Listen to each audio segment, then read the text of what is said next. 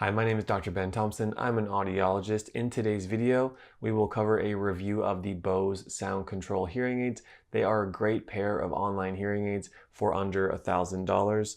Watch this video to learn my opinion on the 3 pros and the 3 cons before you consider buying them. Hey there, I'm excited to share the full review of this video. While you're here, please subscribe to our YouTube channel. Let's start with the 3 pros of the Bose Sound Control hearing aids.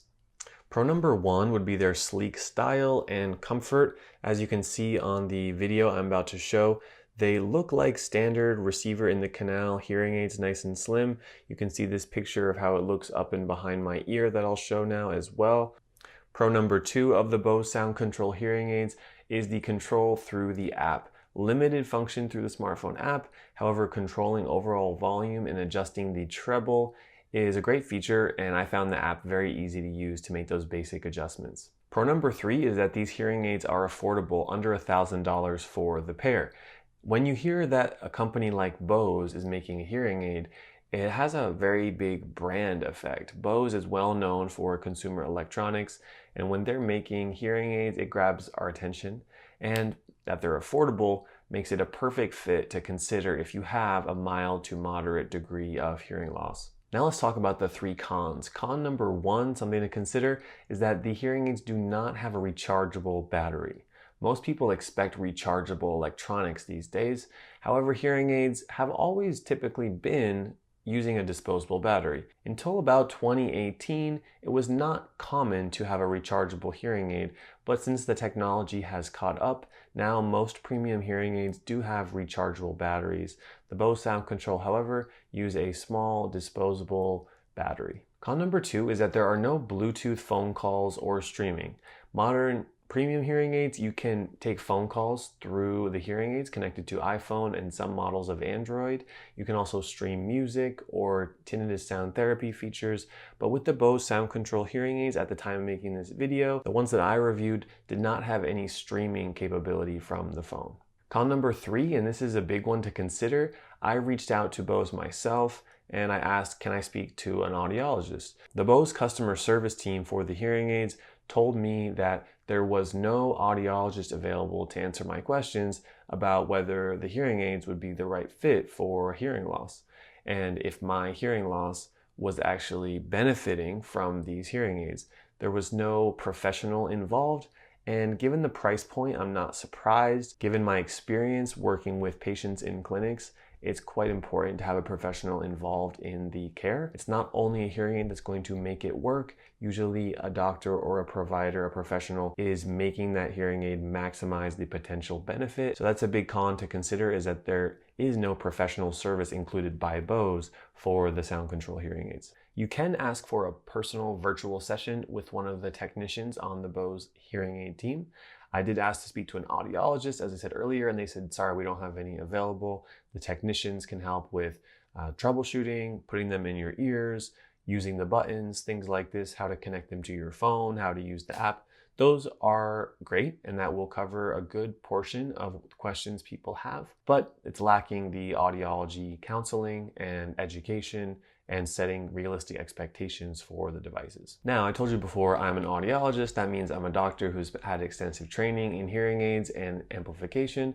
I made sure to take the Bose Sound Control hearing aids and put them in some of our professional test box equipment, because I wanted to see, are these hearing aids able to meet certain degrees of hearing loss, and if I make adjustments on the app, will it affect the actual output of the hearing aids? Well, I will show you right now on the screen. I put an audiogram, a hearing test result in, of mild sloping to moderate severe hearing loss, mainly in the high pitches. This is a pretty standard type of hearing loss that we would see in our clinic. And when I put the Bose hearing aid in my ear, it doesn't match it to the hearing test. There is no hearing test associated with the Bose Sound Control hearing aids. They're very much user adjusted, so you get to set and change the levels based on how you hear with them. And what I found was that when I first put the hearing aids in, the hearing aid output didn't match the targets. It didn't match the prescription, so to speak, of the hearing loss that I put in. Now, I didn't expect it to, because it was one type of hearing loss. There's many different subtle changes to hearing that usually the audiology clinic adjusts to match your hearing loss perfectly, but in this case, we're doing it ourselves. Now, what was interesting, when I maxed out the output, of the gain, the volume, and the treble boost through the app, and I changed the rubber tip at the end of the hearing aid, that I was better able to match the targets for that type of hearing loss.